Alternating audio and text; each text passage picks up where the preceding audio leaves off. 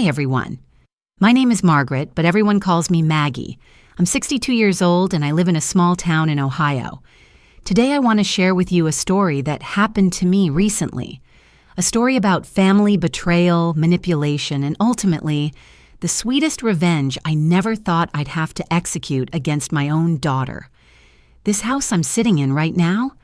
I bought it 20 years ago after my divorce. It's a modest 200-square-foot ranch-style home with 3 bedrooms and 2 bathrooms. Nothing fancy, but it's mine. Every mortgage payment, every repair, every improvement. I paid for it all working double shifts at the local hospital where I'm a registered nurse. The main character's me, Maggie Thompson, a 62-year-old divorced registered nurse. After my husband left me for his secretary, classic, right? I worked my butt off to keep this house and raise my daughter as a single mom. I've always been independent and proud of what I've built. Jessica, my daughter, 34 years old, married to Brad for 5 years. She works part-time at a dental office but has never been particularly ambitious. After college, she moved back home temporarily and somehow never left, even after getting married. Brad, my son-in-law, 36 years old, works in construction when he feels like it. He's one of those guys who thinks he's entitled to everything without working for it.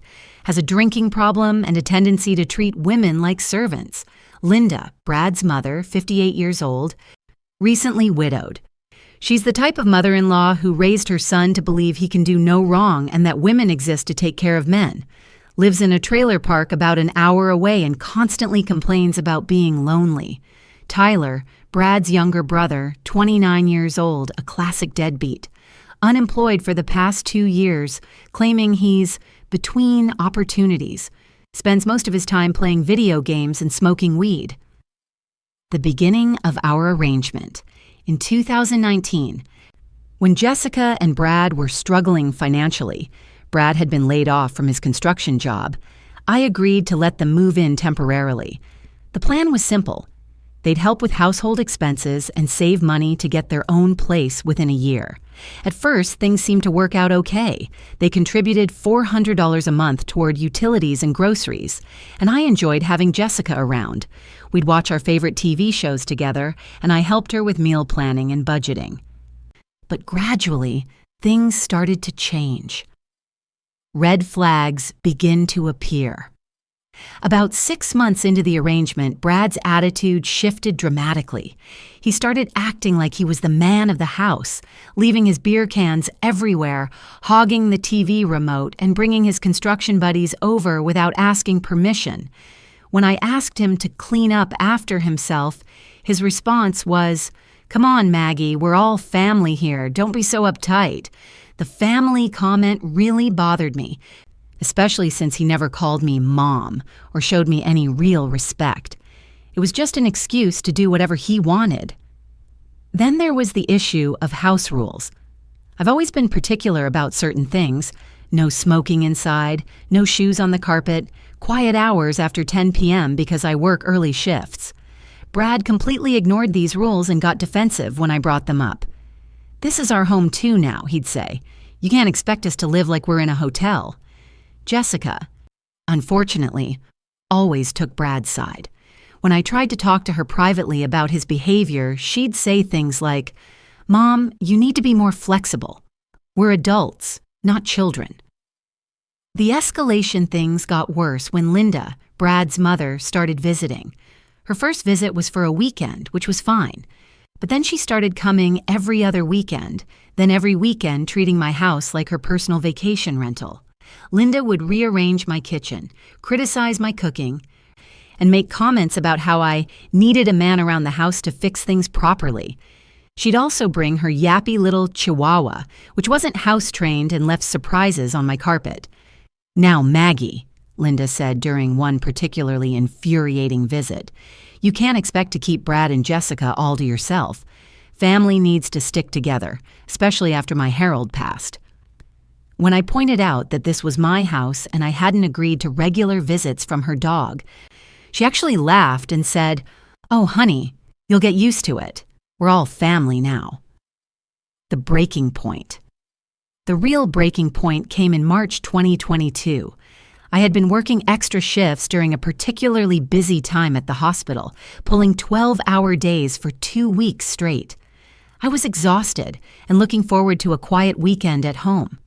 I came home on Friday evening to find Tyler, Brad's brother, camped out on my living room couch with his PlayStation energy drinks and what looked like a week's worth of dirty clothes. "Jessica," I called out, "why is Tyler here?" "Oh, hi, Mom. Tyler got evicted from his apartment, so he's going to stay with us for a little while until he gets back on his feet." "Us?" I said. "This is my house, Jessica. You can't just invite people to move in without discussing it with me first." Brad walked in at that moment, beer in hand. "What's the big deal, Maggie? It's just temporary." "Tyler's family." "I don't care if he's the Pope," I snapped. "This is my house and I didn't agree to this."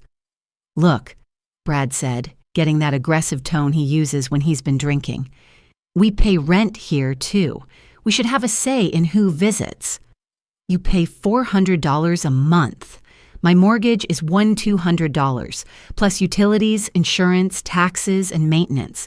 You're not tenants, you're guests in my home." That's when Jessica dropped the bomb that changed everything. "Actually, Mom," she said, crossing her arms, "we've been thinking. Since we've been contributing to the household and helping with maintenance, we think we should have more say in decisions around here." I stared at her speechless. She continued, "And honestly, it would be better for everyone if Linda moved in too. She's all alone in that trailer, and we could all share expenses." "Absolutely not," I said firmly. "Mom, you're being unreasonable. This house is big enough for all of us, and Linda could help with cooking and cleaning." I said no, Jessica. Brad stepped forward, and I could smell the alcohol on his breath. "Maggie, with all due respect, Jessica is your daughter. She's got rights to this house, too. Maybe it's time to start thinking about making this arrangement more permanent." The way he said rights made my blood run cold. I realized this wasn't just about Linda moving in. They were testing the waters for a complete takeover of my home. The final straw. That night, I couldn't sleep. I kept thinking about Brad's comment about Jessica having rights to my house. The next morning, I decided to do some research. I spent Saturday at the library, yes, I'm old school, researching tenant rights, adverse possession, and family property law. What I discovered made me sick to my stomach. In some cases, if people live in a property long enough and contribute to its maintenance, they could potentially claim legal rights to it. But more importantly, I realized they were probably planning something more direct. My fears were confirmed on Sunday when I overheard a phone conversation between Jessica and Linda. I wasn't intentionally eavesdropping. I was in the laundry room and they were talking in the kitchen, not knowing I was there. "Mom really needs to understand that this isn't just her house anymore," Jessica was saying. "We've been living here for 3 years, and Brad's done so much work on the place." "You're absolutely right, honey," Linda replied. "That woman is being selfish. At her age, she should be thinking about what's best for the family. Maybe it's time she moved into one of those nice senior communities." "Brad thinks we should just tell her we're staying permanently. She can't kick us out. We've established residency here." "And I could move into that back bedroom. It would be perfect." I felt like I'd been punched in the stomach. My own daughter was plotting to force me out of my own home. Making my plan. That afternoon, I drove to my friend Carol's house. Carol is a retired paralegal, and I needed someone I could trust to help me think through my options. "Maggie," she said after I told her everything, "they're planning to steal your house. You need to act fast." "But Jessica is my daughter, and she's betraying you in the worst possible way. You worked your ass off for that house. You cannot let them take it from you." Carol helped me understand my legal rights and develop a strategy. The key points were, I was the sole owner of the property. They had no legal claim to ownership. As the homeowner, I had the right to evict them with proper notice. Their behavior could be documented as harassment and intimidation. The first thing you need to do, Carol said, is gather evidence. Document everything, their behavior, their statements, any damage to your property. "How do I do that without them knowing?" Security cameras. They make tiny ones now that you can hide anywhere. Also, start keeping a journal of everything they do and say. Gathering evidence over the next week, I discreetly installed several small cameras in common areas of my house, the living room, kitchen, and hallway. I told Jessica and Brad they were for security, which was true, and they didn't object. What I captured over the following days was shocking. Brad telling his friends that he was basically the man of the house now and that I was just an old lady who didn't know how to handle her own property. Tyler bringing drugs into my house and using them in my living room. Linda, who had basically moved herself in by this point, throwing away some of my personal belongings because she didn't like them. Jessica and Brad discussing their plan to have me declared mentally incompetent so Jessica could take over my finances and property. That last one was the most devastating. My own daughter was planning to have me committed or declared incompetent just to steal my house. Consulting the experts armed with video evidence and Carol's advice, I met with 3 professionals: David Martinez, attorney, a family law and real estate attorney who confirmed that I had strong legal grounds to evict all of them and that their behavior could be considered elder abuse and fraud. Officer Janet Wilson, local police. I filed a report about the intimidation and threats, and she advised me on how to proceed with a formal eviction. Dr. Susan Chen, my doctor. I had a complete mental health evaluation to counter any future claims about my competency. Dr. Chen was horrified by what my family was doing and provided a letter confirming my complete mental fitness, the setup.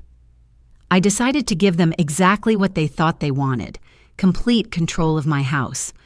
But I was going to document every second of it. On a Monday morning, I packed a suitcase and told Jessica I was going to visit my sister in Florida for 2 weeks. "That's great, Mom," Jessica said, looking way too excited. "You deserve a vacation. Don't worry about anything here. We'll take good care of the house." What they didn't know was that I was actually staying at Carol's house, just 20 minutes away, and monitoring everything through the hidden cameras on my phone. What they did when they thought I was gone. The footage from those 2 weeks was unbelievable. Day 1.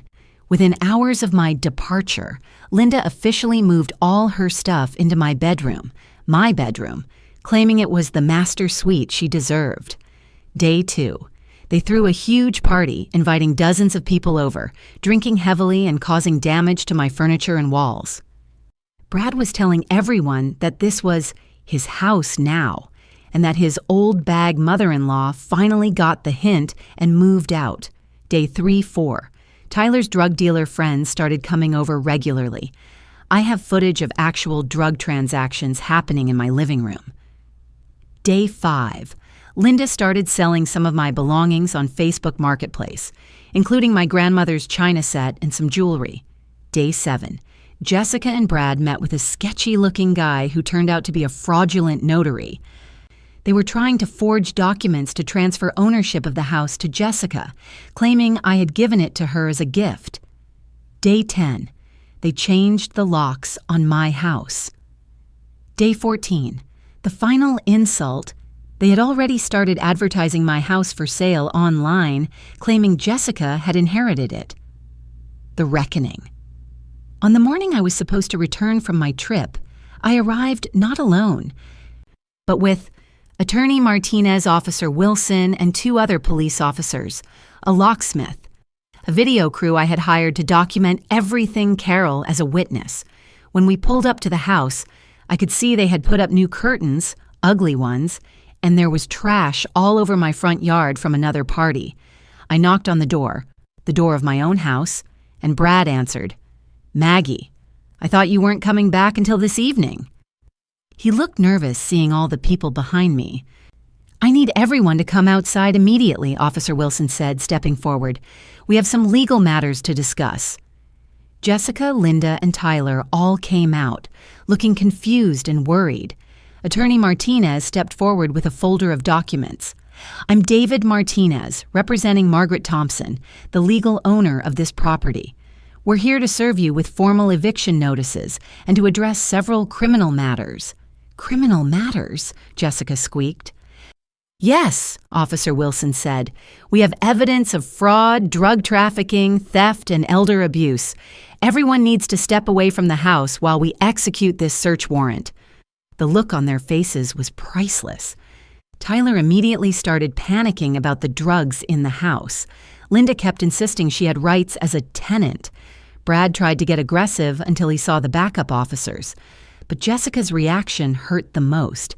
She looked at me with genuine shock and said, "Mom, how could you do this to your own family?" "How could I?" I replied. "Jessica, you tried to have me declared incompetent. You forged documents to steal my house. You sold my grandmother's china. You allowed drug dealers into my home. I trusted you, and you betrayed me in every way possible." The evidence presentation. We all went to the police station where I presented 2 weeks' worth of video evidence. The footage was damning. Clear evidence of drug transactions. Brad admitting on camera that he was planning to get rid of the old lady. Linda selling my belongings. The attempted document fraud, Jessica discussing having me committed Attorney Martinez, also presented the forged documents they had tried to create, along with evidence that they had contacted several elder care facilities about placing me. "This is a clear case of conspiracy to commit elder abuse and fraud," he told the police. "They were planning to steal this woman's home and have her committed to an institution." The immediate consequences. Tyler was arrested on the spot for the drug charges. The footage clearly showed him dealing drugs in my house. Linda was charged with theft for selling my belongings and fraud for her role in the document scheme. Brad was charged with fraud, intimidation, and conspiracy to commit elder abuse. Jessica, my own daughter, was charged with elder abuse, fraud, and conspiracy. She was also served with a restraining order preventing her from coming within 500 feet of me or my property. All of them were banned from my house immediately. Cleaning house. The next few days were spent with a hazmat team cleaning up the mess they had made of my home. There was damage to walls, carpet stains, and the smell of cigarettes and marijuana throughout the house. More heartbreaking was discovering what they had stolen or destroyed. My grandmother's china set, sold for $50 on Facebook, family photo albums, thrown in the trash. My late mother's jewelry, sold, important documents, hidden or destroyed.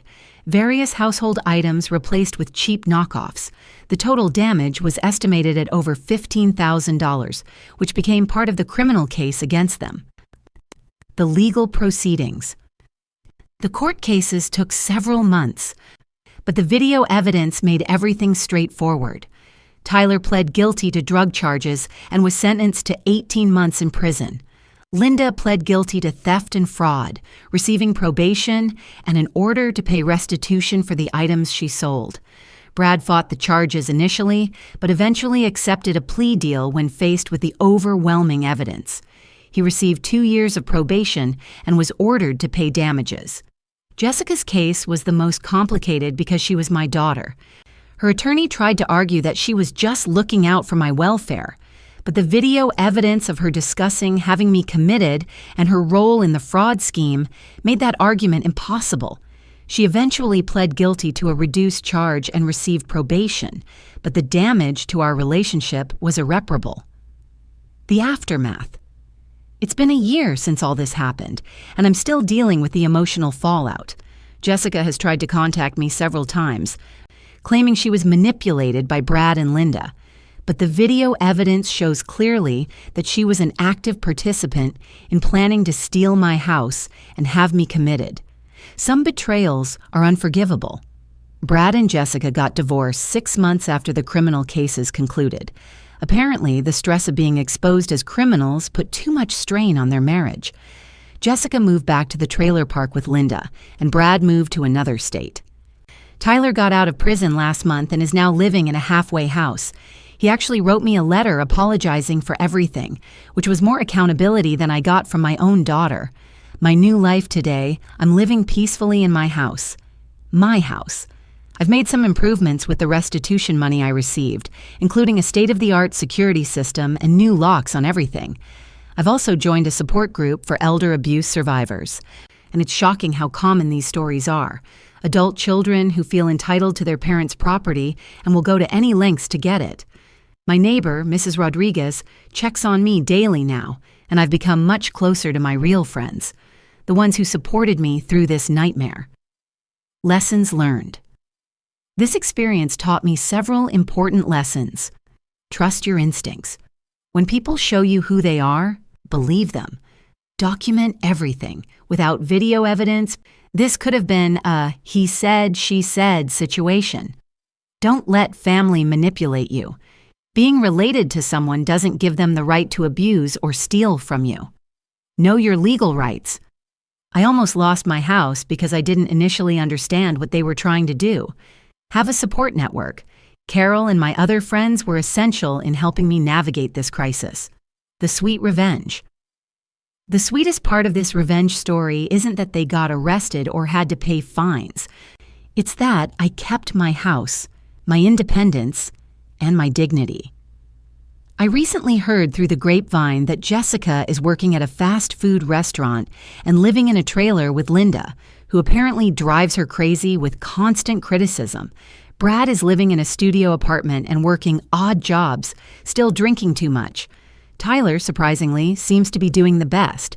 Prison apparently gave him some perspective, and he's now in a substance abuse program and working toward his GED. As for me, I'm 63 years old. I own my house free and clear. I have money in the bank, and I'm surrounded by people who actually care about me.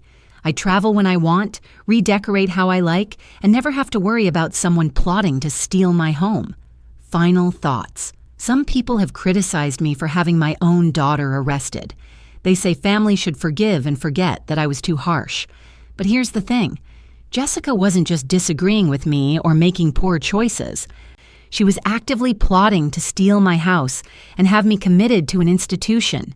She was willing to destroy my life for her own gain. That's not family. That's criminal behavior.